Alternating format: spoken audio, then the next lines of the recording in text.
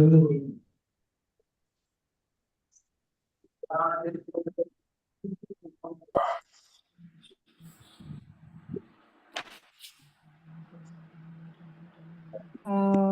നമോ ഭഗവതേ വാസുദേവായ. ഓം നമോ ഭഗവതേ വാസുദേവായ. ഓം നമോ ഭഗവതേ വാസുദേവായ. ഓം അജ്ഞാനതിമിരാന്തസ്യ ജ്ഞാനാഞ്ജനശലാകയ ചക്ഷുരുമീലിതം യേന തസ്മൈ ശ്രീ ഗുരവേ നമഃ. ശ്രീചൈതന്യമനോഭീഷ്ടം സ്ഥാപിതം യേന ഭൂതലെ സ്വയം രൂപകഥാ മഹ്യം ദദാതി സ്വപദാന്തികം. വന്ദേഹം ശ്രീഗുരോ ശ്രീയുതപദകമലം ശ്രീഗുരൂൻ വൈഷ്ണവാംശ്ച ശ്രീരൂപം സാഗ്രജാതം സഹഗണരഘുനാഥാന്വിതം തം സജീവം സാദ്വൈതം സാവധൂതം പരിജനസഹിതം കൃഷ്ണചൈതന്യദേവം ശ്രീരാധാകൃഷ്ണപാദാൻ സഹഗണലളിതാ ശ്രീവിശാഖാന്വിതംശ്ച. ഹേ കൃഷ്ണ കരുണാ സിന്ധോ ദീനബന്ധോ ജഗത്പതേ ഗോപേശ ഗോപികാകാന്ത രാധാകാന്ത നമോസ്തുതേ. തപ്തകാഞ്ചന ഗൗരാംഗി ശ്രീരാധേ വൃന്ദാവനേശ്വരി വൃഷഭാനുസുതേ ദേവി പ്രണമാമി ഹരിപ്രിയേ. ജയ ശ്രീകൃഷ്ണ ചൈതന്യ പ്രഭു നിത്യാനന്ദ ശ്രീ അദ്വൈത ഗദാധര ശ്രീവാസാദി ഗൗരഭക്തവൃന്ദ. ഹരേ കൃഷ്ണ കൃഷ്ണ കൃഷ്ണ ഹരേ ഹരേ, ഹരേ രാമ രാമ രാമ ഹരേ ഹരേ. ശ്രീ ശ്രീ രാധാ ഗോവിന്ദ് की जय. श्रील प्रभुपाद की जय. गुरु महाराज की जय. ഹരേ കൃഷ്ണ. ഹരേ കൃഷ്ണ. നമസ്കാരം മാതാജി. ഹരേ കൃഷ്ണ. എല്ലാവർക്കും പ്രണാമം. ഹരേ കൃഷ്ണ. ഹരേ കൃഷ്ണ മാതാജി. ഹരേ കൃഷ്ണ. ഹരേ കൃഷ്ണ. ഹരേ കൃഷ്ണ മാതാജി. ഹരേ കൃഷ്ണ. ശ്രീ ശ്രീ രാധാ ഗോവിന്ദ് ടെമ്പിൾ ഇസ്കോൺ മാംഗ്ലൂരിൽ നിന്നുള്ള ഭഗവത്ഗീത പഠനത്തിന്റെ 17ാം ദിവസത്തിലേക്ക് നമ്മൾ വന്നു. ഇപ്പൊ ഇന്ന് ശ്രദ്ധാ വിഭാഗങ്ങൾ, ശ്രദ്ധാത്രയ വിഭാഗ യോഗം എന്നുള്ള ആ അധ്യായമാണ് നമ്മൾ ഇന്ന് നോക്കാൻ പോകുന്നത്. ഇപ്പൊ ഇന്നലെ നമ്മൾ 16ാം അധ്യായത്തിൽ നമ്മൾ കണ്ടു 2 കാറ്റഗറിയിൽപ്പെട്ട വ്യക്തികളുണ്ട് അല്ലെ. ശാസ്ത്രപാലനം നടത്തുന്ന കൂട്ടരും ശാസ്ത്രോക്തമായിട്ട് ജീവിക്കാത്തവരും എങ്ങനെയാണ് എന്ന് നമ്മൾ കണ്ടു. ആസുര സ്വഭാവികളായിട്ടുള്ളവര് ധർമ്മശാസ്ത്ര നിബന്ധനകളെ ഒന്നും അനുസരിക്കില്ല. അങ്ങനെ അവര് നീചജന്മങ്ങളിലേക്കും ഭൗതിക ബന്ധനത്തിലേക്കും പതിക്കുകയാണ് ചെയ്യണത്. ദൈവിക ഗുണങ്ങളുള്ളവരും ധർമ്മശാസ്ത്രങ്ങള് വഴി അനുസരിച്ച് നിയന്ത്രിത ജീവിതം നയിക്കുന്നവരും ക്രമേണ ആധ്യാത്മിക പരിപൂർണതയെ പ്രാപിക്കും എന്ന് നമ്മൾ കണ്ടു. പിന്നെ എന്താണ് കാമം, ക്രോധം, ലോഭം എന്നിങ്ങനെയുള്ള അത് ശത്രുവാണ് അല്ലെ നമ്മളുടെ പ്രോഗ്രസിന്റെ ബുദ്ധിയുള്ളവരവയെ ഉപേക്ഷിക്കും എന്ന് നമ്മൾ മനസ്സിലാക്കി. ഇന്നത്തെ അധ്യായം ശ്രദ്ധാവിഭാഗങ്ങള്. ഇപ്പോ ഈ ത്രിഗുണങ്ങളുമായിട്ട് ബന്ധപ്പെട്ടതും അവയിൽ നിന്ന് ഉരുത്തിരിയുന്നതുമായിട്ടുള്ള 3 തരം വിശ്വാസങ്ങളുണ്ട്. അതാണ് ശ്രദ്ധ. 3 തരം വിശ്വാസങ്ങള്. ഭഗവാൻ എന്താണ് ശ്രദ്ധ എന്ന് വെച്ചാല് ഭഗവാനില് അല്ലെങ്കിൽ ഭഗവാന്റെ വാക്കുകളില് ഒക്കെയുള്ള വിശ്വാസം തന്നെയാണ് ശ്രദ്ധ. രജസ്തമോ ഗുണങ്ങളിൽ അധിഷ്ഠിതമായ വിശ്വാസമുള്ളവര് ചെയ്യുന്ന കർമ്മങ്ങള് നശ്വരങ്ങളായ ഫലമാണ് ഉണ്ടാക്കുന്നത്. സാത്വികമായിട്ട് ധർമ്മശാസ്ത്രങ്ങൾ അനുസരിച്ച് ചെയ്യുന്ന കർമ്മങ്ങളോ നമ്മുടെ ഹൃദയം ശുദ്ധീകരണം, ചിത്തശുദ്ധി ഉണ്ടാക്കും. മാത്രമല്ല ഭഗവാനിലുള്ള ഭക്തി വർദ്ധിപ്പിക്കുകയും ചെയ്യും. അപ്പോ ശ്രദ്ധ എന്ന് പറഞ്ഞാല് ദൃഢവിശ്വാസമാണ് അല്ലെ. അപ്പോ ഗുരുവാക്യങ്ങളിലും ശാസ്ത്രങ്ങളിലുമുള്ള വിശ്വാസം, അതാണ് ശ്രദ്ധ. ഫെയ്ത്ത് ഈസ് ഫൗണ്ടേഷൻ എന്നാ പറയാ അല്ലെ. ശ്രദ്ധ തന്നെ 3 തരം ഉണ്ട് എന്ന് പറയും. സത്വ, രജ, തമോ. ഇത് വിഭജിച്ച് പറയുന്നതിലൂടെ ഏത് തരം ശ്രദ്ധയിലൂടെയാണ് ഭഗവാനിലേക്ക് എത്തുന്നത് എന്ന് കാണിച്ചു തരുന്നുണ്ട്.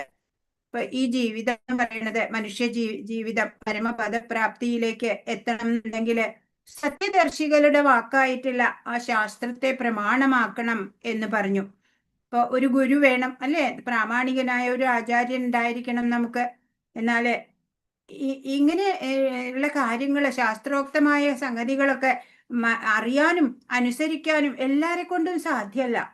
അത്തരക്കാരെ കുറിച്ചൊക്കെ നമുക്ക് പറഞ്ഞു തരികയാണ് സാത്വിക ശ്രദ്ധ കൊണ്ട് മാത്രമാണ് ഉന്നതി ഉണ്ടാവുക. അതിന് സഹായിക്കുന്നതാണ് ശാസ്ത്രജ്ഞാനം. ഒരു ഈശ്വര വിശ്വാസിക്കുണ്ടല്ലോ, എല്ലാം ഭഗവാനാണ് എന്ന് അനുഭവപ്പെടും.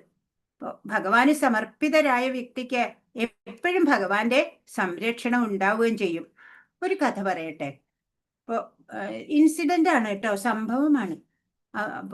പൂന്താനം നമുക്കറിയാം, ഗുരുവായൂരപ്പന്റെ ഉത്തമ ഭക്തനായിട്ടുള്ള പൂന്താനം നമ്പൂതിരി ഇല്ലത്തുനിന്ന് ഗുരുവായൂരപ്പനെ ദർശിക്കാൻ പുറപ്പെടുകയാണ്.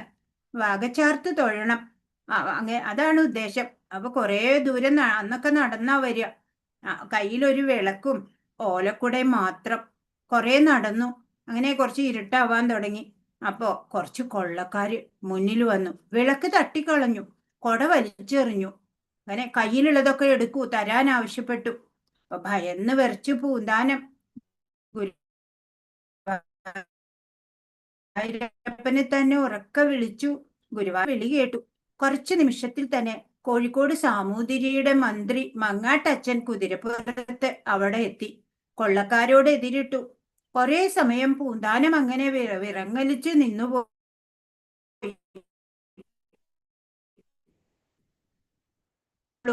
എന്ന് പറഞ്ഞ് രണ്ടുപേരും കൂടെ കുറച്ചു നേരം ഒരുമിച്ച് നടന്നു. ഇനി ഭയപ്പെടാതെ പൊയ്ക്കോളൂ എന്ന് പറഞ്ഞ് മങ്ങാട്ടച്ചൻ തിരിച്ചു പോകാൻ ഒരുങ്ങി. ആ സമയം പൂന്താനം പറഞ്ഞു, അങ്ങ് തക്ക സമയത്ത് വന്ന് എന്നെ രക്ഷിച്ചു. അങ്ങേക്ക് തരാനോ എന്റെ കയ്യിൽ ഒന്നും ഇല്ലല്ലോ. അപ്പൊ നോക്കി അങ്ങൊന്ന് സ്വീകരിക്കണം എന്ന് പറഞ്ഞു. എന്റെ ഒരു സന്തോഷത്തിന് വേണ്ടി എന്ന് പറഞ്ഞ് നിർബന്ധിച്ചപ്പോ അദ്ദേഹം അത് വാങ്ങിപ്പോയി. അങ്ങനെ വെളുപ്പാൻ കാലം പൂന്താനം ക്ഷേത്രത്തിലെത്തി കുളിച്ച് നിർമാല്യം തൊഴാൻ ആളുകൾക്ക് ഇടയിൽ വന്ന് നിൽപ്പായി. അന്ന് ഇന്നത്തെ ചുറ്റമ്പലാണ്, അല്ലാതെ കല്ലൊന്നും പാവിയിട്ടുള്ളതല്ല. അങ്ങനെ ചെറിയൊരു അമ്പലം. അങ്ങനെ ഗുരുവായൂരപ്പന്റെ മുമ്പിൽ ചെന്ന് നിപ്പായി. നട തുറന്നു. ബാലഗോപാലന്റെ രൂപം, മന്ദഹാസം പൊഴിക്കുന്ന ആ മുഖം, രത്ന കിരീടം, മാറില് വനമാല, കയ്യിലോ പൊന്നോടക്കുഴല്, മഞ്ഞപ്പട്ട് അരയില്. ആ ബാലമുകുന്ദനെ കണ്ടിട്ട് എല്ലാവരും വണങ്ങി. ഇപ്പോ മേശാന്തി തലേന്നത്തെ ആഭരണങ്ങളൊക്കെ പൂജാരി എടുത്ത് മാറ്റിയാണ്. സ്വർണ്ണാഭരണങ്ങളൊക്കെ അഴിച്ച് ഭദ്രമായിട്ട് വെച്ചു. മഞ്ഞപ്പട്ട് മാറ്റി, ചന്ദന ചാർത്ത് കുറെയൊക്കെ മാറ്റി. പെട്ടെന്ന് പൂജാരി ശ്രീകോവിലിൽ നിന്ന് പുറത്ത് വന്നിട്ട് ചോദിക്കുകയാണ്, പൂന്താനം നമ്പൂതിരി ഉണ്ടോ ഇവിടെ എന്ന് ചോദിച്ചു. പൂന്താനം അത്ഭുതപ്പെട്ടു. മുന്നിലെത്തി ഒരു മോതിരോ അല്പം ചന്ദനോ പൂന്താനത്തിന് കൊടുത്തു. അപ്പൊ പറഞ്ഞു, രാത്രി എനിക്കൊരു സ്വപ്ന ദർശനം. വിഗ്രഹത്തിൽ ഒരു മോതിരമുണ്ട്, അത് പൂന്താനത്തിന് നൽകണം. സ്വപ്നല്ലേ എന്ന് ഞാൻ കരുതി. എന്നാൽ ഇപ്പോഴതാ വിഗ്രഹത്തിൽ ഒരു മോതിരം കാണാനുണ്ട്. ഇപ്പോ പൂന്താനം ഓർത്തു, രാത്രി മങ്ങാട്ടച്ഛനായിട്ട് വന്നത് ആരുമല്ല. ഹരേ കൃഷ്ണ.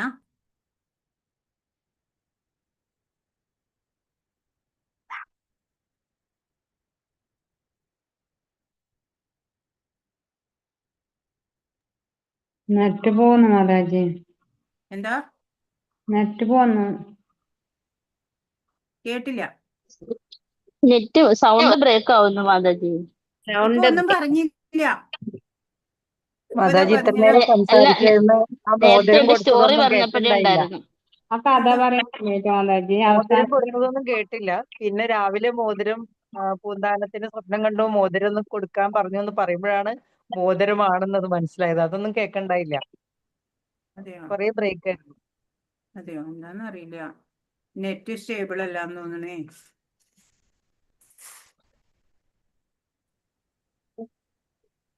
ഹരേ കൃഷ്ണ. ഇപ്പൊ ക്ലിയർ ആണോ? ഹരേ കൃഷ്ണ. തീർന്നു. ഹരേ കൃഷ്ണ. ഇപ്പൊ നമ്മള് 17-ാം അധ്യായം ശ്രദ്ധാ വിഭാഗങ്ങളിലേക്ക് പോകാണ്. ഒന്നാമത്തെ ശ്ലോകം. അർജുന ഉവാച യേ ശാസ്ത്രവിധിമുത്സൃജ്യ യജന്തെ ശ്രദ്ധയാന്യുത തേഷാം നിഷ്ഠാ തു കാ കൃഷ്ണ സത്വമാഹോ രജസ്തമാ. അർജുനൻ ചോദിച്ചു, അല്ലയോ കൃഷ്ണ, ശാസ്ത്രവിധികളെ ഒന്നും പിന്തുടരാതെ തങ്ങളുടെ സ്വന്തം ഭാവനയനുസരിച്ച് ആരാധന ചെയ്യുന്നവരുടെ സ്ഥിതി എന്താണ്? സത്വരജസ്തമോ ഗുണങ്ങളിൽ ഏതാണ് അവരിൽ കാണുന്നത്? അപ്പൊ ശാസ്ത്രം പ്രമാണമാക്കാതെ സ്വന്തം രീതിയിലുള്ള ആരാധന നടത്തുന്നവര് ഏതു ഗുണത്തിൽ പെടും? അതാണ് അർജുനൻ ചോദിക്കുന്നത്.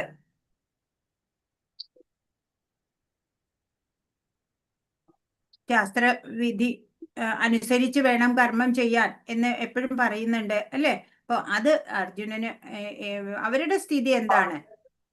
ശാസ്ത്രവിധികൾ അനുസരിക്കാതെ, അതൊന്നും പിന്തുടരാതെ സ്വന്തം ഭാവനയനുസരിച്ച് ആരാധന ചെയ്യുന്നവര് സ്ഥിതി എന്താണ്? സത്വ രജ തമോ ഗുണങ്ങളില് ഏതാണ് അവരില് പ്രകടമായി കാണുന്നത് എന്ന് പറഞ്ഞു തരാൻ ആവശ്യപ്പെടാണ്. 16-ാം അധ്യായത്തിൽ പറഞ്ഞു, വേദപ്രമാണങ്ങളെയൊക്കെ പിന്തുടരുന്നവര് ദൈവീ സമ്പത്തുള്ളവരാണ്, അല്ലാത്തവര് ആസുരി സമ്പത്തുള്ളവരാണ് എന്നൊക്കെ നമുക്ക് പറഞ്ഞു തന്നു അല്ലെ? 2-ാമത്തെ ശ്ലോകം, സത്വാനുരൂപ സർവസ്യ ശ്രദ്ധ ഭവതി ഭാരത ശ്രദ്ധാമയോ പുരുഷോ യോ യശ്രദ്ധ സ ഏവ സ. കേൾക്കുന്നില്ലെങ്കിൽ ഞാൻ വീഡിയോ ഓഫ് ചെയ്തോട്ടെ. ഓക്കെ മായജി, കേൾക്കുന്നുണ്ട്. കേൾക്കുന്നുണ്ടോ? ഹരേ കൃഷ്ണ. അപ്പൊ വ്യത്യസ്തമായ പ്രകൃതി ഗുണങ്ങളിൽ സ്ഥിതി ചെയ്യോ ഓരോ തരത്തിലുള്ള വിശ്വാസത്തെ വളർത്തിയെടുക്കുന്നു. താൻ ആർജിച്ച ഗുണങ്ങൾക്കനുസരിച്ച് ജീവസത്തകളെ ഓരോ പ്രത്യേക വിശ്വാസമുള്ളവരെന്ന് പറയപ്പെടുന്നു. ഹരേ കൃഷ്ണ. അപ്പൊ പറയാണ്, വ്യത്യസ്തമായിട്ടുള്ള ഗുണങ്ങളിൽ സ്ഥിതി ചെയ്യുന്നതിനനുസരിച്ചാണ് ഓരോ വ്യക്തിയിലും ഓരോ തരത്തിലുള്ള വിശ്വാസം രൂപപ്പെടുന്നത്. നമ്മൾ ഓരോ വ്യക്തിയും ആർജിച്ചു വന്ന ഗുണങ്ങൾക്കനുസരിച്ചാണ് അവരെ ഓരോ പ്രത്യേക വിശ്വാസമുള്ളവര് എന്ന് പറയുന്നത് എന്ന് ഭഗവാൻ പറയാണ്.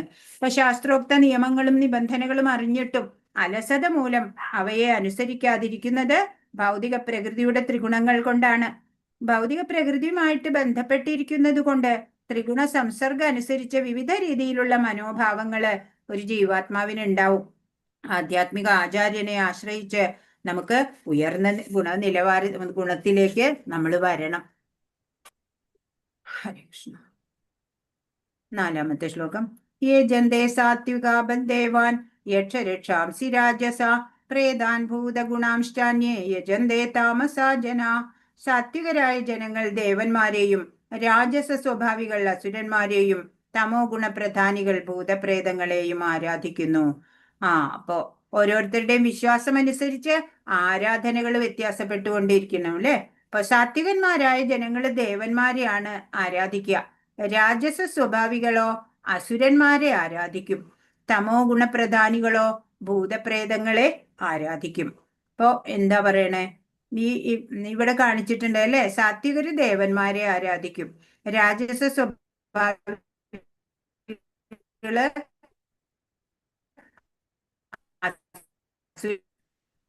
ദൈവങ്ങള് ഒക്കെ ഉണ്ടാവും അല്ലെ?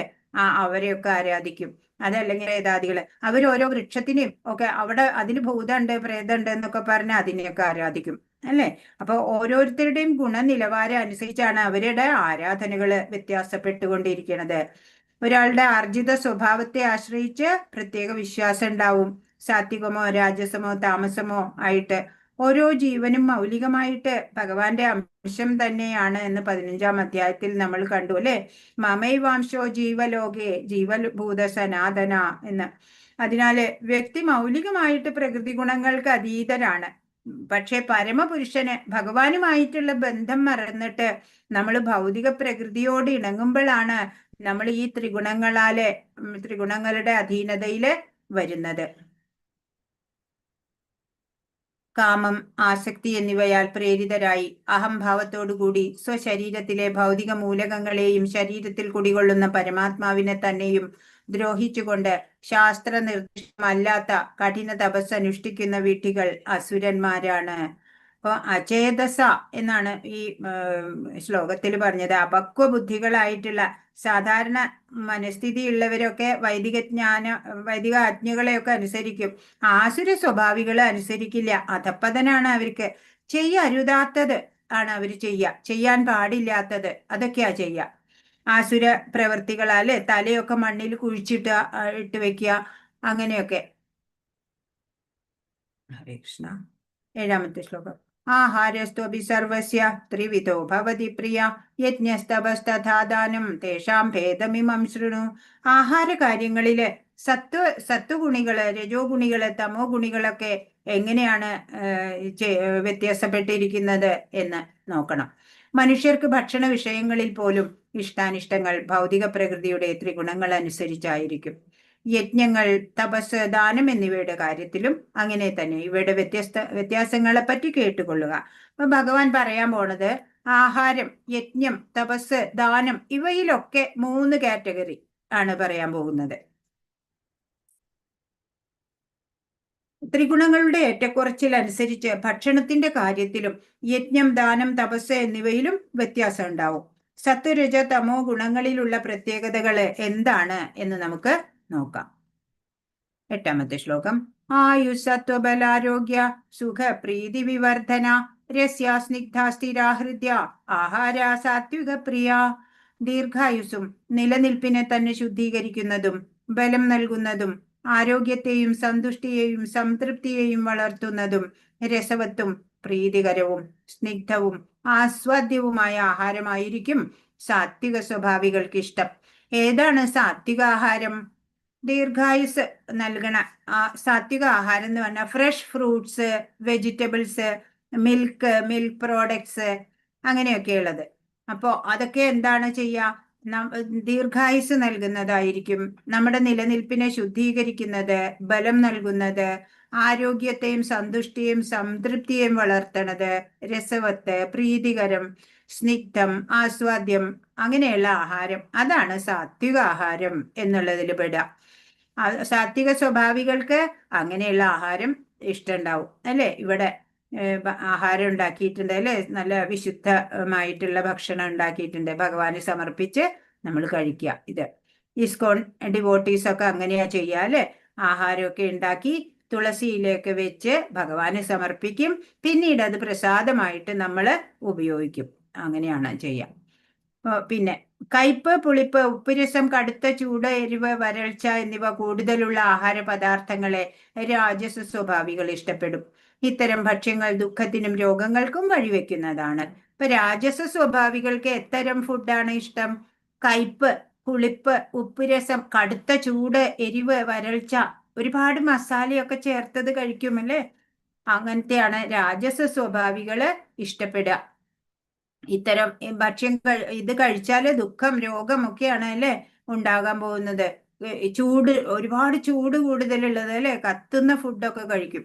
പിന്നെ അത് കണ്ടോ, മുളകിലാണ് കുളിക്കണത് പോലും അല്ലേ? ഇവിടെ രാജ്മ, മിർച്ചി രാജ്മ അല്ലേ, അങ്ങനെയൊക്കെ കഴിക്കുക അവര്. പിന്നെ തമോ ഗുണികളുടെ ഇഷ്ട ഭക്ഷണം എന്താണ്?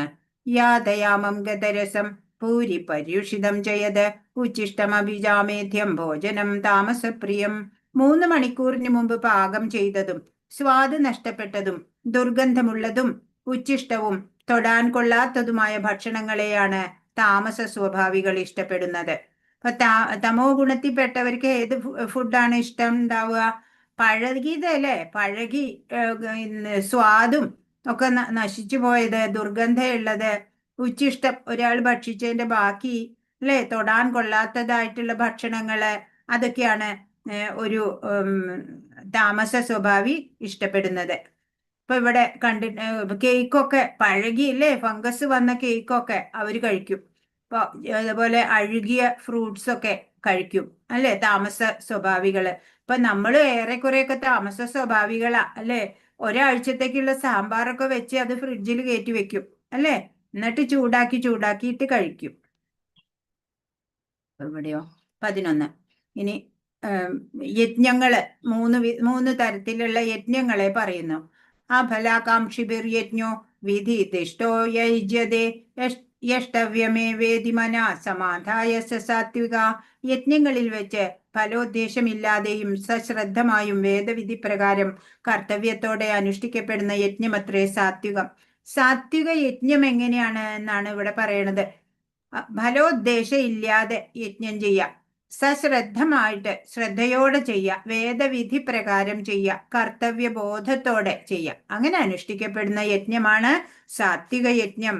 ഒരു കർത്തവ്യമായിട്ട് ആരാധന നടത്തിയാൽ അത് യജ്ഞം. ഇപ്പൊ നമ്മള് നെയ്യ് ഹോമിക്കൽ മാത്രമല്ല യജ്ഞം. നമ്മളുടെ അച്ഛനമ്മമാരെ ശുശ്രൂഷിക്കുക, മക്കളെ വളർത്തുക, എല്ലാം യജ്ഞമാണ്. പ്രത്യേക ഉദ്ദേശമൊന്നും ഇല്ല. ഭഗവാനെ വന്ദിക്കുക, അതുപോലെ പൂക്കളും ദ്രവ്യങ്ങളും സമർപ്പിക്കുക, അതൊക്കെ ക്ഷേത്രത്തിൽ പോയി നമ്മൾ ചെയ്യുന്ന പോലെ തന്നെ നമ്മളുടെ കർത്തവ്യങ്ങൾ യജ്ഞഭാവനയോടെ നമ്മൾ ചെയ്താൽ മതി. ഇപ്പൊ വർഷങ്ങളായിട്ട് അടിഞ്ഞുകൂടിയ പൊടിപടലങ്ങൾ മാറ്റി ഹൃദയത്തെ ശുദ്ധീകരിക്കാനും പിന്നെ ജനന മരണ വൃത്തിയുടെ അഗ്നിയെ നശിപ്പിക്കാനുമായിട്ട് നമ്മൾ എന്താ ചെയ്യേണ്ടത്? ഭഗവാനോട് ഒന്നും ചോദിക്കാനല്ല അല്ലേ നമ്മൾ ക്ഷേത്രത്തിൽ പോവുക. ശ്രീകൃഷ്ണ സങ്കീർത്തനം, അതാണ് എല്ലാത്തിനും ഉചിതമായിട്ടുള്ളത്. അപ്പൊ നമ്മളുടെ എല്ലാ കർമ്മങ്ങളും യജ്ഞമായിട്ട് ചെയ്താൽ മതി. എങ്ങനെ? ഫലോദ്ദേശമില്ലാതെ ശ്രദ്ധയോടെ വേദവിധി പ്രകാരം ഇതെന്റെ കർത്തവ്യമാണ് എന്ന ബോധത്തോടെ അനുഷ്ഠിക്കുക. അത് ഏത് കർമ്മം അങ്ങനെ അനുഷ്ഠിച്ചാലും അത് സാത്വികമായ യജ്ഞത്തിന് തുല്യമാണ് എന്ന് ഭഗവാൻ ഇവിടെ പറഞ്ഞു തരാണ്. ഹരേ കൃഷ്ണ. പിന്നെ ഇനി രാജസമായിട്ടുള്ള യജ്ഞം എന്താണ്? അഭിസന്ധായ ദുർബലം ദംഭാർത്ഥമഭിജൈവയത് യുജ്യതേ ഭരതശ്രേഷ്ഠ തം യജ്ഞം വിധി രാജസം. ഭൗതികമായ ഏതെങ്കിലും പ്രയോജനത്തിനു വേണ്ടിയോ ഗർവ് കാട്ടാനായോ അനുഷ്ഠിക്കപ്പെടുന്ന യജ്ഞം രാജസം എന്നറിയുക. പറയാണ്, എന്തെങ്കിലും ഫലകാംക്ഷയോടെ ചെയ്യുക, അല്ലെങ്കിൽ ഞാൻ ഇതൊക്കെ ചെയ്തു എന്ന് മറ്റുള്ളവരെ കാണിക്കാൻ വേണ്ടി ചെയ്യുക, അങ്ങനെ അനുഷ്ഠിക്കപ്പെടുന്ന യജ്ഞം രാജസയജ്ഞം എന്ന് പറയും. ഇനി താമസയജ്ഞം എങ്ങനത്തെയാ? വിധിഹീനമസൃഷ്ടാന്നം മന്ത്രഹീനമദക്ഷിണം ശ്രദ്ധാവിരഹിതം യജ്ഞം താമസം പരിചക്ഷസേ. വേദോക്ത വിധികൾ അനുസരിക്കാതെയും പ്രസാദ വിതരണം, മന്ത്രോച്ചാരണം, പൂജാരിക്ക് ദക്ഷിണ എന്നിവ കൂടാതെയും വിശ്വാസമില്ലാതെയും ചെയ്യപ്പെടുന്ന യജ്ഞം തമോ ഗുണമുള്ളതാണ്. എന്തോ ആരൊക്കെയോ ചെയ്യുന്നുണ്ട്, അതുകൊണ്ട് ഞാനും ചെയ്യണു എന്നുള്ള ഭാവത്തില് വേദവിധികളൊന്നും അനുസരിക്കാതെ യജ്ഞങ്ങളൊക്കെ കഴിഞ്ഞാൽ എല്ലാവർക്കും പ്രസാദ വിതരണം വേണം, അതൊന്നും നടത്തില്ല.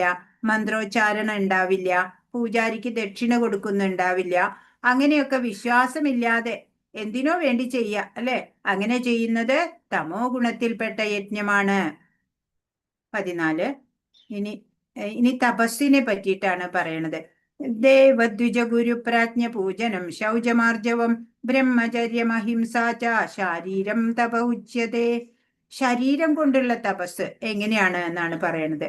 ഇപ്പോ പരമപുരുഷൻ, ബ്രാഹ്മണൻ, ആധ്യാത്മിക ആചാര്യൻ, മാതാപിതാക്കൾ തുടങ്ങിയ ഉന്നതർ എന്നിവരെ ആരാധിക്കൽ, ദേഹശുദ്ധി, ലാളിത്യം, ബ്രഹ്മചര്യം, അഹിംസ എന്നിവയെ ശാരീരികമായ തപസ് എന്ന് പറയുന്നു. ശരീരം കൊണ്ടുള്ള തപസ് അതെങ്ങനെയാ?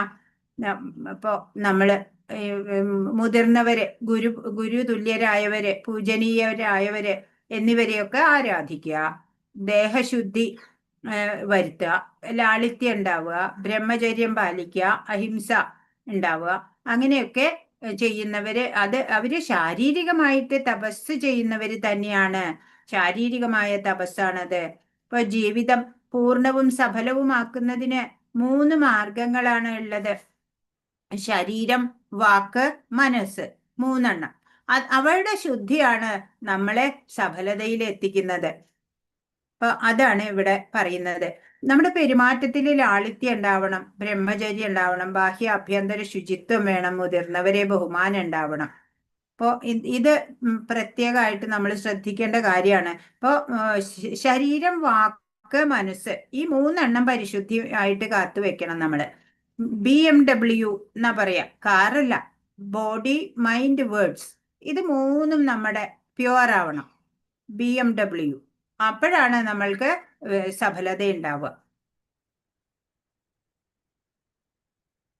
അനുദ്വേഗകരം വാക്യം സത്യം പ്രിയഹിതം ജയത് സ്വാധ്യായാഭ്യസനം ചൈവ വാങ്മയം തപ ഉച്യത്തെ. സത്യവും പ്രയോജനകരവും കേൾക്കുന്നവർക്ക് ഉദ്വേഗം ഉണ്ടാക്കാത്തതും ഹിതകരവുമായ സംഭാഷണവും പതിവായുള്ള വേദമന്ത്ര ഉച്ചാരണവുമാണ് വാങ്മയമായ തപസ്. അപ്പൊ വാക്കുകൊണ്ടുള്ള തപസ് എന്താണ്? സത്യം പറയാ, മറ്റുള്ള കേൾക്കുന്നവർക്കും എന്തെങ്കിലും ഒരു പ്രയോജനമുള്ള കാര്യം പറയാ. കേൾക്കുന്നവർക്ക് ഉദ്വേഗം ഉണ്ടാക്കാത്തത് പറയാ. കേൾക്കുന്നവരെ അങ്ങോട്ട് പരിഭ്രാന്തിയിലാക്കത്തക്ക രീതിയിലുള്ള സംസാരം ഒഴിവാക്കുക. ഹിതകരമായിട്ട് പറയാ. പതിവായുള്ള വേദമന്ത്രോച്ചാരണം ചെയ്യുക, നാമജപം ഒക്കെ ചെയ്യുക. അങ്ങനെയൊക്കെ ചെയ്യുന്നതാണ് വാങ്മയം, വാക്കുകൊണ്ടുള്ള തപസ്.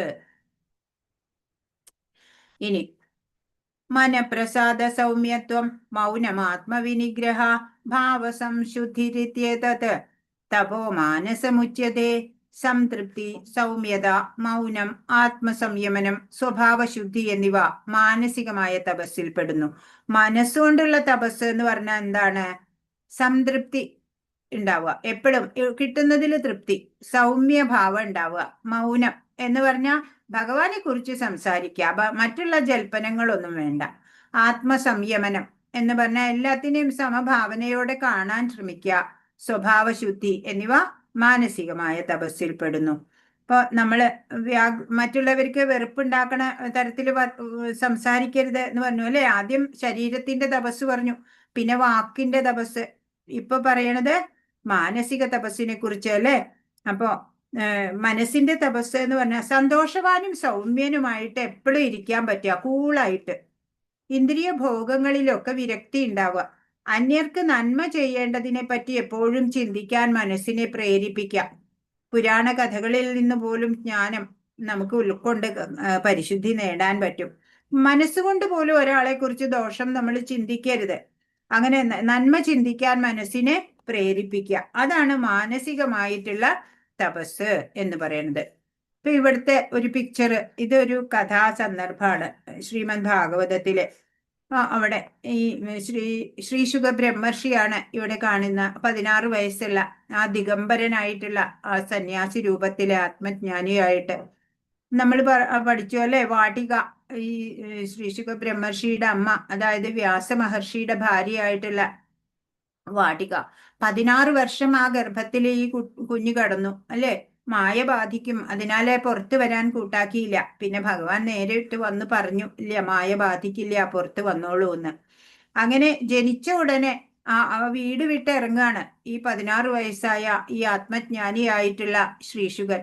അദ്ദേഹം ഇങ്ങനെ പോകുമ്പോ അവിടെ എന്താണ്, ഈ അളകനന്ദ നദിയില് ഒറ്റ വസ്ത്രവുമായിട്ട് കുറെ കന്യകമാര് കുളിച്ചുകൊണ്ടിരിക്കുകയാണ് അവിടെ. അപ്പോ ഈ അതിലെ ശുഗദേവൻ കടന്നുപോയ ആരിലും ഒരു വ്യത്യാസമില്ല. ആരും അവരൊന്നും വസ്ത്രം എടുത്തു കൊടുത്തോ ഒന്നും ചെയ്തില്ല. എന്നാല് പുറകെ പുത്ര പുത്ര എന്ന് വിളിച്ചിട്ട് വ്യാസ മഹർഷി വരുന്നുണ്ട് പുറകെ. ആ വ്യാസ മഹർഷിയെ കണ്ടപ്പോ ഈ സ്ത്രീകളെല്ലാം വസ്ത്രം എടുത്ത് ധരിക്കുകയാണ്. അപ്പൊ എന്താ കാരണം? ഇദ്ദേഹം ആത്മജ്ഞാനിയാണ് അല്ലെ. ഇദ്ദേഹത്തിന് ഒന്നിലും ഒരു സംഘമില്ല അല്ലെ. ആണാണോ പെണ്ണാണോ ഒന്നിലും ഒരു വ്യത്യാസമില്ല അല്ലെ. ആത്മസംയമനം നേടിയ ആ സന്യാസിയാണ് അദ്ദേഹം. അങ്ങനെ അദ്ദേഹം പോകുമ്പോള് സ്ത്രീകള് വസ്ത്രം എടുത്തു കൊടുത്തില്ല.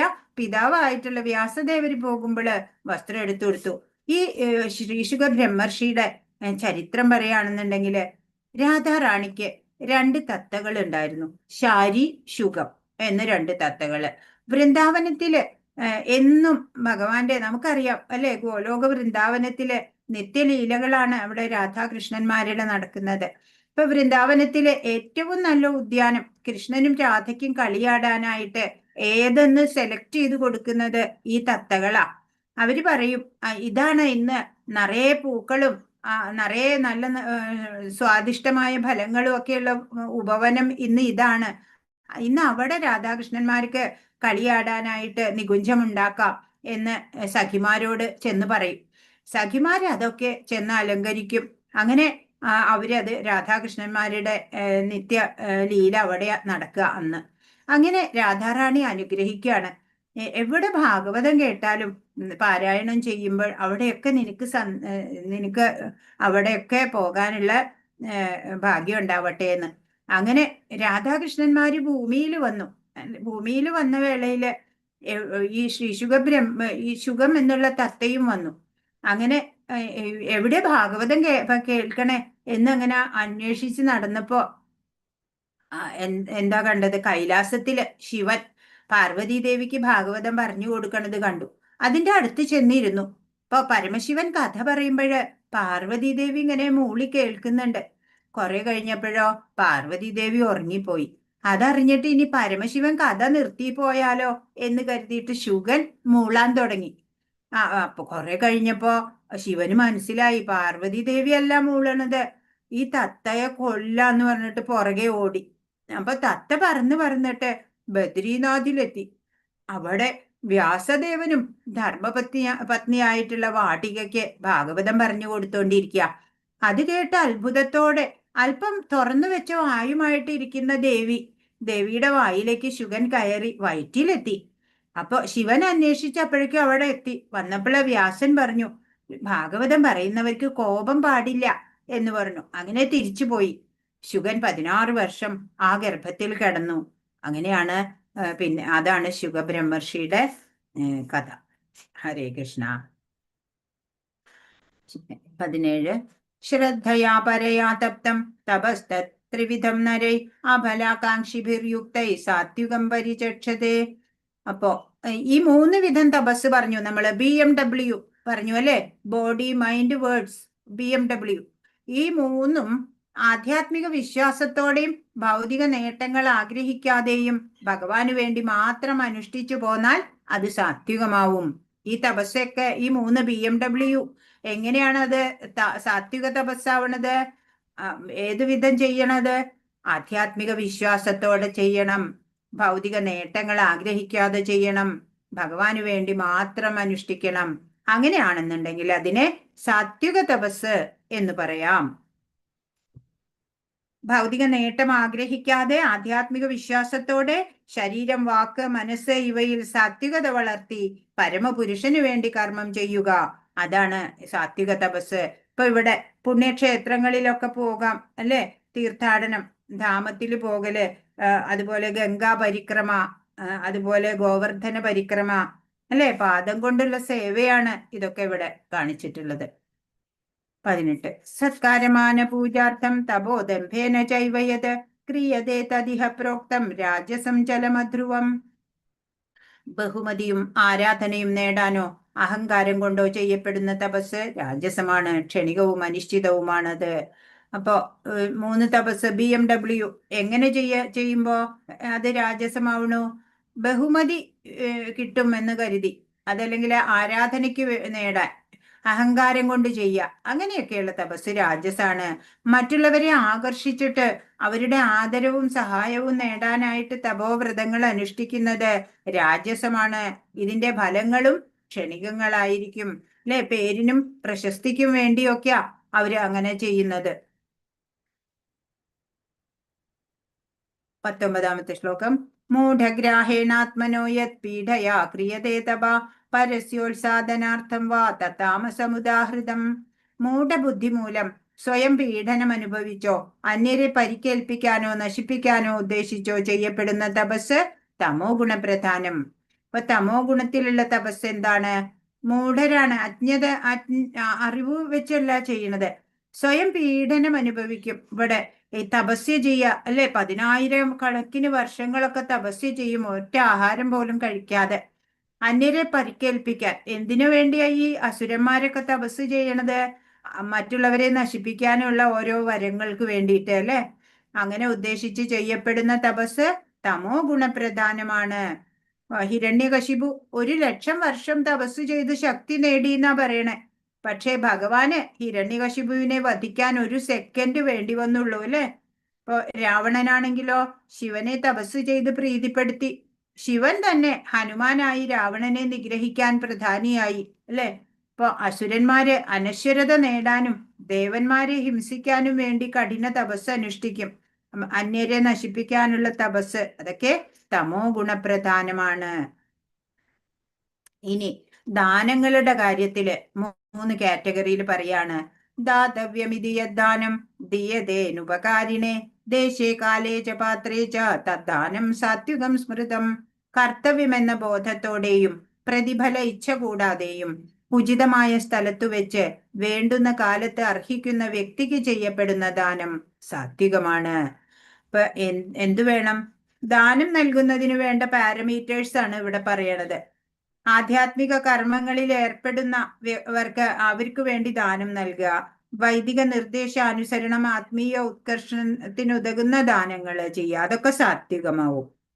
ഇപ്പോ കർത്തവ്യം ആണ് എൻ്റെ എന്നുള്ള ബോധത്തോടെ ചെയ്യുക, പ്രതിഫല ഇച്ഛ കൂടാതെ ചെയ്യുക, ഉചിതമായ സ്ഥലത്ത് വെച്ചിട്ട് വേണ്ട സമയത്ത് അർഹിക്കുന്ന വ്യക്തിക്ക് ഒക്കെ ചെയ്യുന്ന ദാനം സാത്വിക ദാനമാണ്.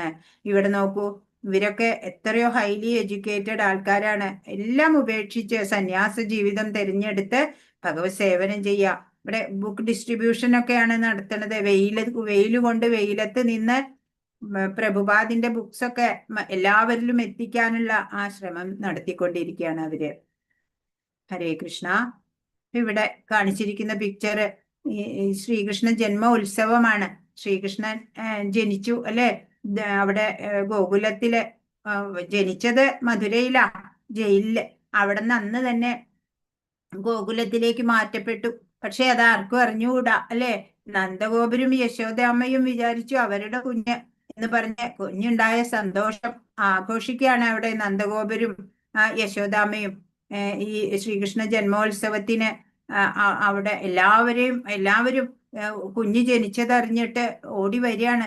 അപ്പൊ അവര് എന്തോ ഒരു അത്ഭുതം കാണാൻ എന്ന പോലെ എല്ലാവരും നല്ല രീതിയിൽ അണിഞ്ഞൊരുങ്ങി ഒക്കെ വരികയാണ്. ഗോപന്മാരും ഗോപികമാരും എല്ലാവരും അവിടെ എത്തിയിട്ടുണ്ട്. അപ്പൊ അവര് സന്തോഷത്താല് മതിമറന്നു കുഞ്ഞിനെ എടുക്കാനൊക്കെ നോക്കുകയാണ്. അത് കഴിഞ്ഞ് ഈ നന്ദഗോപരും യശോദാമ്മയും അവർക്ക് വേണ്ട ദാനധർമാദികളൊക്കെ ചെയ്തു. സന്തോഷാധിക്യത്താല് അവരെയൊക്കെ സന്തോഷിപ്പിച്ചു. അവരാണെങ്കിലോ ഈ സ്ത്രീകള് മഞ്ഞളിന്റെ വെള്ളം കലക്കിയിട്ട് അന്യോന്യം ഒഴിച്ച് സന്തോഷം. ഈ ഗോപന്മാര് ആണെങ്കിലോ ഈ വെണ്ണ എടുത്ത് അങ്ങോട്ടും ഇങ്ങോട്ടും പൂശാൻ തുടങ്ങി.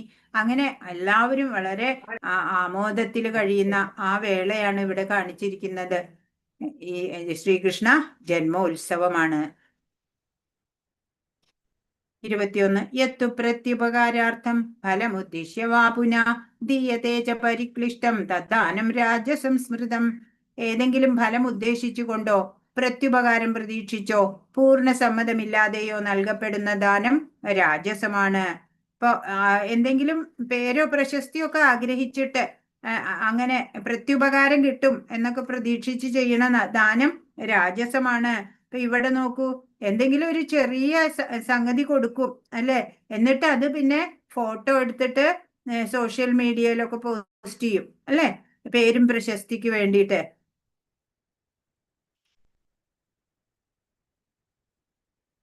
മനസ്സില്ല മനസ്സോടെയാണ് കൊടുക്കണത് അല്ലെ, സ്വർഗത്തിലേക്ക് ഉയർത്തപ്പെടും എന്നൊക്കെ പ്രതീക്ഷിച്ചിട്ട് കൊടുക്കുകയാണ്. അങ്ങനെ അതൊക്കെ നല്ലതല്ല. 22 അദേശകാലേ യദ്ദാനം അപാത്രേഭ്യശ്ച ദീയതേ അസത്കൃതമവജ്ഞാതം താമസമുദാഹൃതം. ഉചിതമല്ലാത്ത കാലത്തും അവിശുദ്ധമായ സ്ഥലത്തും അനർഹരായവർക്കും നൽകപ്പെടുന്ന ദാനവും ആദരം കൂടാതെയോ അവജ്ഞയോടെയോ നൽകപ്പെടുന്നതും താമസമെന്ന് പറയപ്പെടുന്നു. അങ്ങനെയുള്ള ദാനം താമസമാണ്. ഇപ്പോൾ ലഹരിപാനത്തിനോ ചൂത് കളിക്കൊക്കെ വേണ്ടിയിട്ട് നമ്മൾ ദാനം ചെയ്യരുത്. ദാനാർഹന് അശ്രദ്ധമായിട്ട് അല്ലെങ്കിൽ അവഗണനയോടെ ഒന്നും നൽകരുത്. അങ്ങനെ നൽകുന്നതൊക്കെ താമസ ഗുണത്തിലാണ് വരിക, ആ കാറ്റഗറിയിലാണ് പെടുക. ഹരേ കൃഷ്ണ. 23 സൃഷ്ടിയുടെ ആരംഭം മുതൽക്കേ പരമമായ നിരപേക്ഷ തത്വത്തെ സൂചിപ്പിക്കാൻ വേണ്ടി ഉപയോഗിച്ചിരുന്ന 3 വാക്കുകളാണ് ഓം തത് സത് എന്നിവ. പ്രതീകാത്മകങ്ങളായ ഈ വാക്കുകൾ വേദോച്ചാരണത്തിലും യജ്ഞാനുഷ്ഠാനങ്ങളിലും ബ്രാഹ്മണൻ പരമപുരുഷന്റെ തൃപ്തിക്ക് വേണ്ടി ഉരുവിട്ടു പോന്നു. ഇപ്പൊ ഓം തത് സത് എന്നൊക്കെ നമ്മൾ വലിയ മന്ത്രങ്ങള് ഒക്കെ കേട്ടിട്ടുണ്ടാവും അല്ലെ, ഓരോ യജ്ഞം യാഗമൊക്കെ നടക്കണ വേളയില്. You are the absolute truth എന്നാണ് ഓം തത് സത്. അത് തന്നെയാണ് ആ ഭഗവാൻ, ആ പരമസത്യമായിട്ടുള്ള ഭഗവാനെ തന്നെയാണ് ഓം തത് സത് എന്നതുകൊണ്ട് ഉദ്ദേശിക്കുന്നത്. ഇപ്പോ നമ്മള് സത്വഗുണത്തിൽപ്പെട്ടതാണെങ്കിൽ പോലും യജ്ഞം ദാനം തപസ് ആഹാരം ഇതൊക്കെ ഓരോന്നും പ്രകൃതിയുടെ ഗുണദോഷങ്ങളാലെ മാലിന്യം പൂണ്ടതാണ്. പരമതത്വത്തെ ലക്ഷ്യമാക്കിയിട്ട് നമ്മള് ഓം തത് സത് എന്ന് ആ വേദസൂക്തം ചൊല്ലി സമർപ്പിക്കുമ്പോൾ ആധ്യാത്മിക പുരോഗതി ഉണ്ടാവും നമുക്ക്. ഇപ്പൊ ഏത് സാത്വികമായ കർമ്മം ചെയ്യുമ്പോഴും ഒടുവില് ഓം തത് സത് എന്ന് ഉച്ചരിക്കണത് അതിന്റെ പരിപൂർണതയ്ക്ക് വേണ്ടിയിട്ടാണ്. 24. അതുകൊണ്ട് വൈദിക നിയന്ത്രണം അനുസരിച്ച് യജ്ഞദാന തപസ്സുകൾ അനുഷ്ഠിക്കുന്ന അതീന്ദ്രിയവാദികൾ പരമപുരുഷനെ പ്രാപിക്കുന്നതിനായി എപ്പോഴും ഓം എന്ന വാക്കോടു കൂടിയാണ് എല്ലാം ആരംഭിക്കുന്നത്. ഇപ്പോ വിഷ്ണുവിന്റെ പാദകമലം പരമമായിട്ടുള്ള ഭക്തിയുടെ വേദിയാണ് അല്ലെ. ഭഗവാന് വേണ്ടി ചെയ്യുന്ന കർമ്മങ്ങളെല്ലാം പരിപൂർണത നേടും. ഇപ്പോ നമ്മള് മന്ത്രം ജപിക്കുന്നുണ്ട് അല്ലെ, ഹരേ കൃഷ്ണ മഹാമന്ത്രം. അത് ജപിച്ചുകൊണ്ട് നമ്മൾ മറ്റു കർമ്മം ചെയ്യരുത്. ഇപ്പൊ നമ്മൾ ഒരു VIP വീട്ടിൽ വരുമ്പോ നമ്മളുടെ എല്ലാ അറ്റൻഷനും അയാളിലായിരിക്കും. അതുപോലെ നമ്മൾ നാമം ജപിക്കുമ്പോൾ ഭഗവാൻ വരും അല്ലേ. അപ്പൊ ഭഗവാനിൽ ഫോക്കസ്ഡ് ആയിട്ട് വേണം നമ്മൾ നാമം ജപിക്കേണ്ടത്. അതുപോലെ അപ്പോ ഭഗവാനെ സന്തോഷിപ്പിക്കുക, അതിനു വേണ്ടിയിട്ട് ഭഗവാനെ പ്രാപിക്കാനുമായിട്ട് ഓം എന്ന വാക്കോട് കൂടിയിട്ട് എല്ലാം ആരംഭിക്കുക. വൈദിക മന്ത്രങ്ങളൊക്കെ അങ്ങനെയാണ്. 25. അഭിസന്ധായ ഫലം യജ്ഞതപക്രിയ ദാനക്രിയ ഇഷ്ടവിവിധ ക്രിയന്തേ മോക്ഷകാംക്ഷിഭി. ഫലോദ്ദേശം കൂടാതെ തത്ത് എന്നുച്ചരിച്ചുകൊണ്ട് വേണം ഒരാൾ പലതരത്തിലുള്ള യജ്ഞങ്ങളും ദാനവും തപസ്സുമൊക്കെ ചെയ്യേണ്ടത്. ഭൗതിക ബന്ധങ്ങളിൽ നിന്നുള്ള മുക്തിയാണ് അങ്ങനെയുള്ള അതീന്ദ്രിയ പ്രവർത്തനങ്ങളുടെ ഉദ്ദേശം. നമ്മള് യജ്ഞങ്ങളും ദാനവും തപസ്സും ഒക്കെ ചെയ്യണത് എന്തിനാ? നമുക്ക് ഈ ഭവസാഗരത്തിൽ നിന്ന് മുക്തി വേണം അല്ലെ. അങ്ങനെ അതീന്ദ്രിയ പ്രവർത്തനങ്ങൾ ചെയ്യുമ്പോ നമ്മള് എന്ത് വേണം? തത് എന്ന് ഉച്ചരിച്ചുകൊണ്ട് വേണം. ഫലോദ്ദേശം കൂടാതെ തത് എന്ന് ഉച്ചരിച്ചുകൊണ്ട് ഈ പലതരത്തിലുള്ള യജ്ഞങ്ങളും ദാന തപസ്സുകളും ഒക്കെ ചെയ്യാം. ഇപ്പൊ പൂജാരിമാരാല് മന്ത്രധ്വനിയോടെ ചെയ്യുന്ന പൂജാതി പിതൃകർമ്മങ്ങൾ ബന്ധനം ഉണ്ടാകാതിരിക്കാനും ഭഗവത് സന്തോഷത്തിനും ഓം തത് സത് എന്ന് പറയാം. ഹരേ കൃഷ്ണ. നിരപേക്ഷ തത്വമാണ് ഭക്തിപൂർവം ചെയ്യപ്പെടുന്ന യജ്ഞത്തിന്റെ ലക്ഷ്യം. സത് എന്ന വാക്ക് അതിനെ സൂചിപ്പിക്കുന്നു. ആ വിധത്തിലുള്ള യജ്ഞം അനുഷ്ഠിക്കുന്നവനെയും സത് എന്ന് പറയും. കുന്തിപുത്ര, നിരപേക്ഷ സ്വഭാവം അനുസരിച്ചുള്ള മറ്റു പ്രവൃത്തികളെ പോലെ യജ്ഞദാന തപകർമ്മങ്ങൾ ഭഗവത് പ്രസാദത്തിനു വേണ്ടി ചെയ്യപ്പെടുന്നവയാണല്ലോ. ഇപ്പൊ നമ്മള്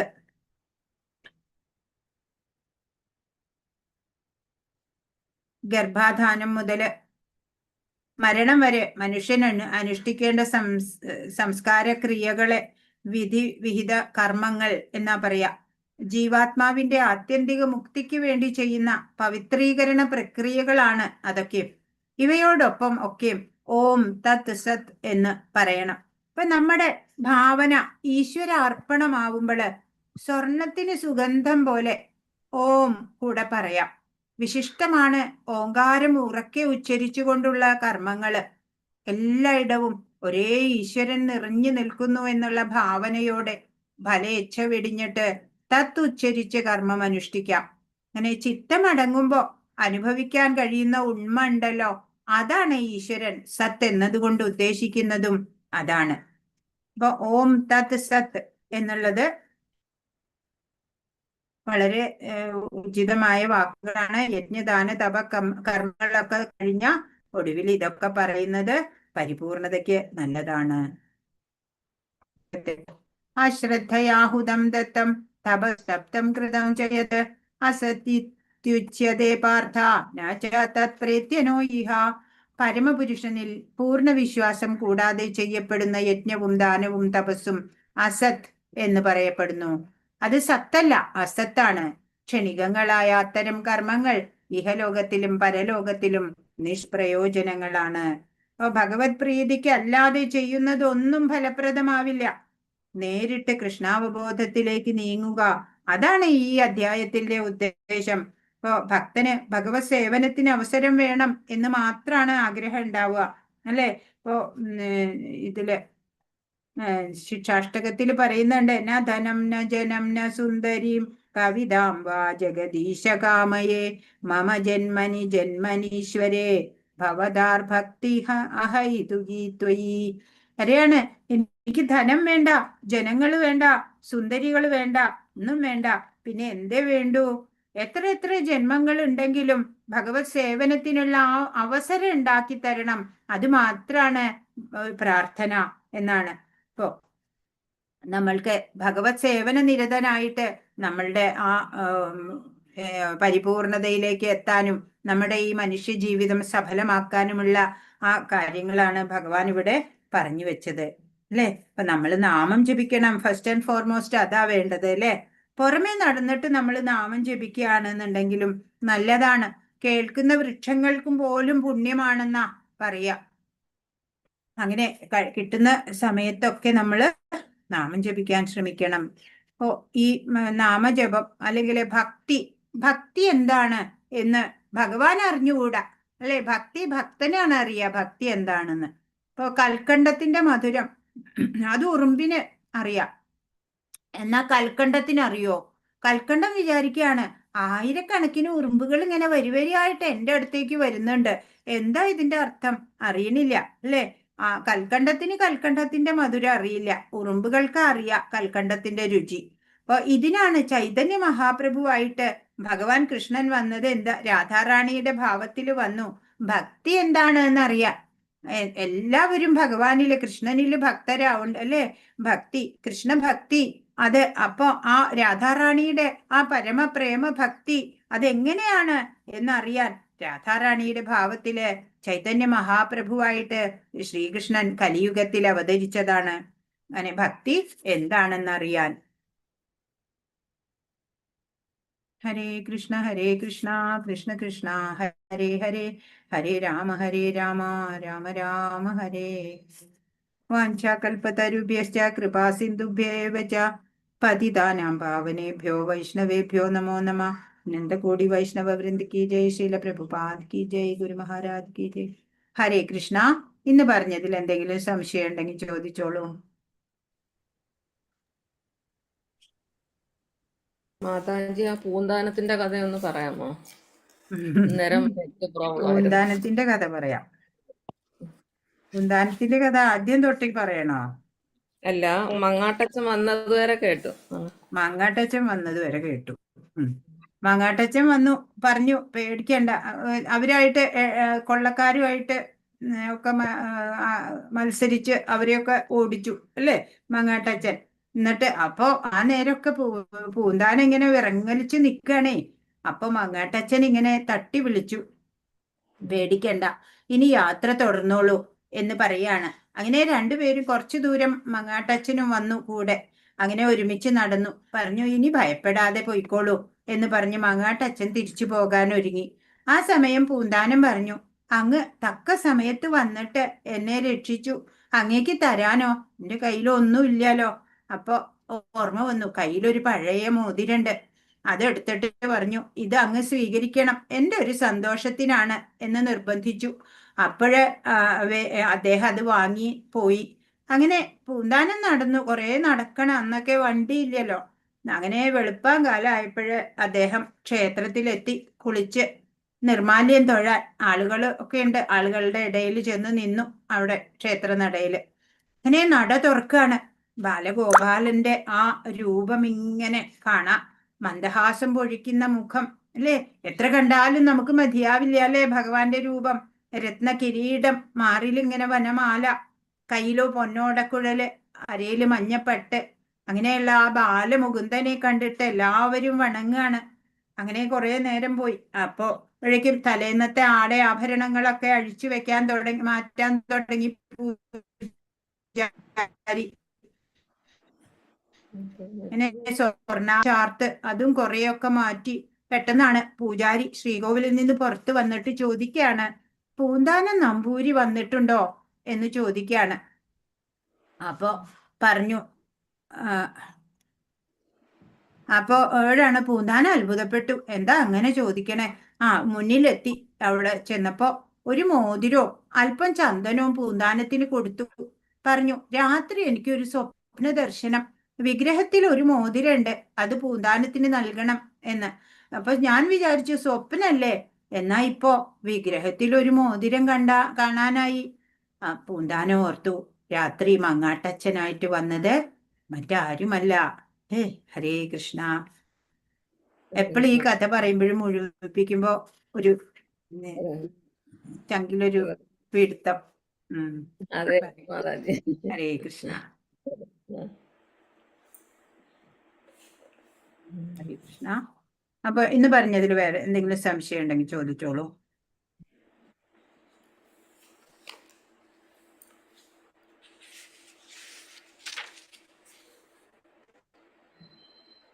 അല്ലെങ്കിൽ ഒന്നാമത്തെ ചോദ്യം വായിച്ചോളൂ. ശ്ലോകം 1 ഭഗവാനോട് അർജുനൻ ചോദിക്കുന്ന ചോദ്യം എന്താണ്? ശാസ്ത്രവിധികളെ ഒന്നും പിന്തുടരാതെ തങ്ങളുടെ സ്വന്തം ഭാവന അനുസരിച്ച് ആരാധന ചെയ്യുന്നവരുടെ സ്ഥിതി എന്താണ്? അതാണ് ചോദിച്ചത്. അതാണ് ചോദിച്ചത്. രണ്ടാമത്തെ ഇവിടെ എന്താണ് ശ്രദ്ധ?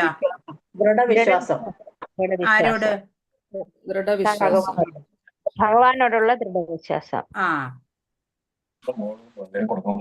ശാസ്ത്രങ്ങളിലും ഭഗവാനിലും ഒക്കെ ഉള്ള വിശ്വാസം തന്നെയാണ് ശ്രദ്ധ.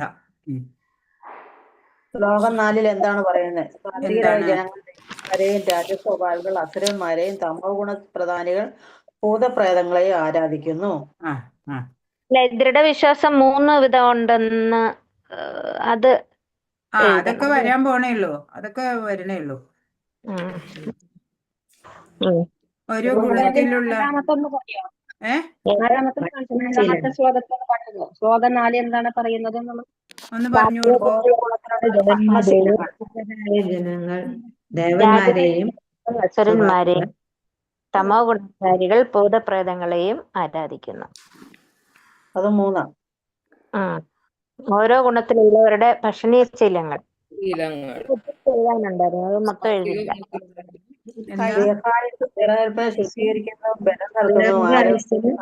ശരീരബലത്തിനും ആരോഗ്യം സുഖവും സ്നിഗ്ധവും ആസ്വാദ്യവും ആയ ആഹാരങ്ങളാണ് സാത്വിക സ്വഭാവികൾക്ക് ഇഷ്ടം.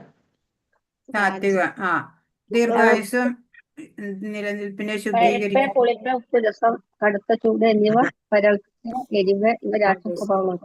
അതെ. അഴകിയ ഭക്ഷണം സ്വാദ് നഷ്ടപ്പെട്ടതും ദുർഗന്ധമുള്ളതും ഉച്ഛിഷ്ടവും താമസ സ്വഭാവം ഇഷ്ടപ്പെടുന്നത്.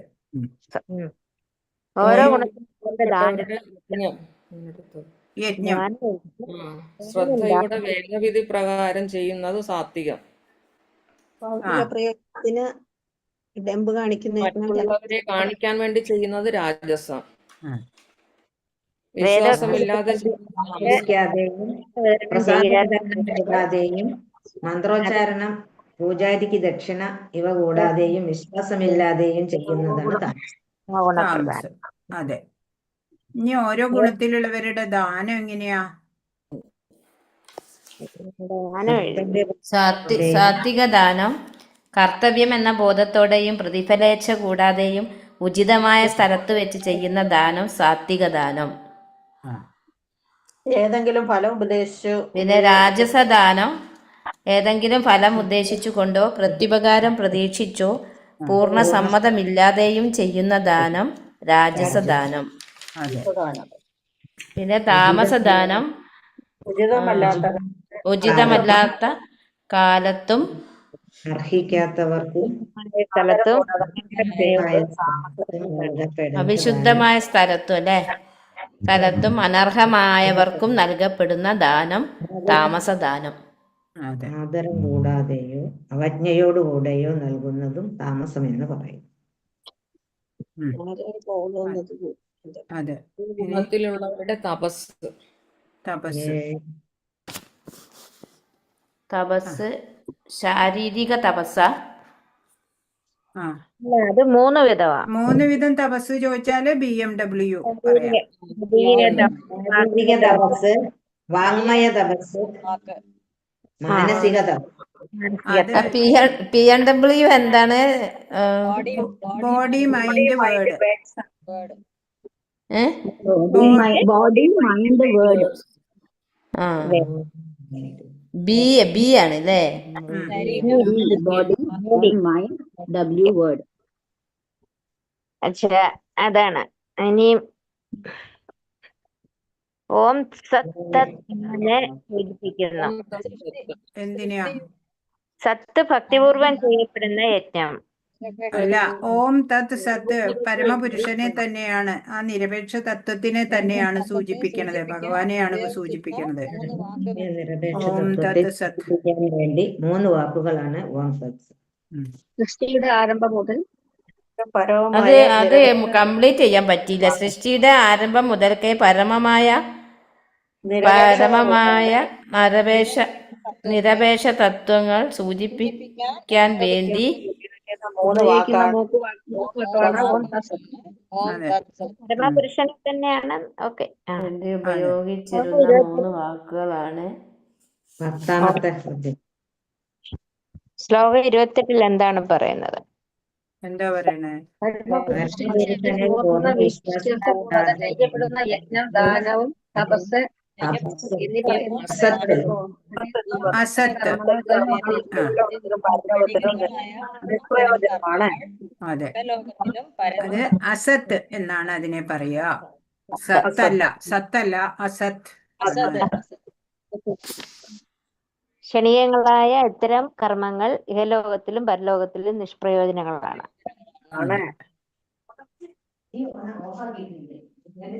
ഇനി എന്തെങ്കിലും ചോദിക്കാനുണ്ടോ? ഇത്രയേ ഉള്ളൂ. ഭഗവാനെ, നാളെ ഇനി ഒരു ദിവസം കൂടെ ഉള്ളൂ. ഒരു ദിവസം, നാളെ ഫൈനൽ. ഭഗവത്ഗീത മുഴുവൻ പഠിച്ചു കഴിഞ്ഞു. അപ്പൊ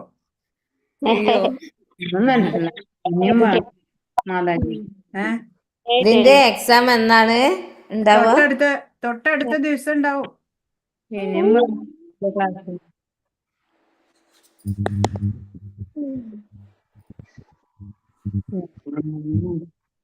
തിങ്കളാഴ്ച തന്നെ പരീക്ഷ.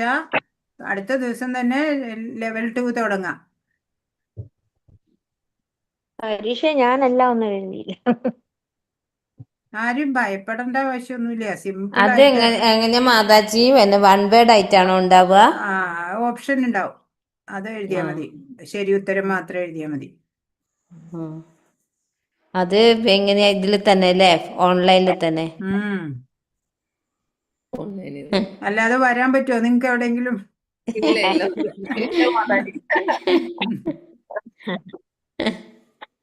മാതാജി എവിടേക്കാ വരണ്ടേ? കോഴിക്കോട്ടേക്ക് എല്ലാരും വന്നാല്. ഞാൻ കോഴിക്കോടാ. വേണ്ട, നമ്മുടെ ടെമ്പിളിലേക്ക് വന്നാൽ മതി എല്ലാവരും. മാംഗ്ലൂർ. അത് മൂകാംബിക പോകുന്ന വഴിയാണോ? മാംഗ്ലൂരിൽ നിന്ന് പിന്നെ കുറച്ചും കൂടെ പോണം. മൂകാംബികയും മാംഗ്ലൂരിൽ നിന്ന് പോണം, വേറെ വഴിയാണ്. മൂകാംബിക പോയിട്ടുണ്ട്.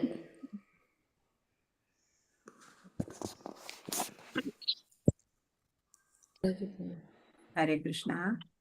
ഹരേ കൃഷ്ണ. പ്രണാമം മാതാജി. വേറെ ഒന്നും ചോദിക്കാനൊന്നും ഇല്ലല്ലോ? പ്രണാമം. എല്ലാവർക്കും പ്രണാമം. ഹരേ കൃഷ്ണ.